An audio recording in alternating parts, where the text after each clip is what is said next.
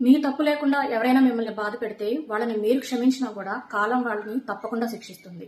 ఇది భగవద్గీతలోని కర్మ సిద్ధాంతం. మెగా ఫ్యామిలీ జోలికి వచ్చిన ప్రతి ఒక్కరూ ఈ కర్మ ఫలితాన్ని అనుభవించారు. పవన్ కళ్యాణ్ గారి జోలికి వస్తే ప్రకృతే క్షమించదు, మరి కర్మ విడిచిపెడుతుందా? పవన్ కళ్యాణ్ గారు చట్ట ప్రకారం విడాకులు తీసుకుని వేరే పెళ్లి చేసుకుంటే హిందూ ధర్మానికి తూట్లు పొడిచాడు అంటూ ఇంకా చాలా అసహ్యంగా మాట్లాడాడు ఈ దువ్వాడ శ్రీనివాస్ అనే వ్యక్తి.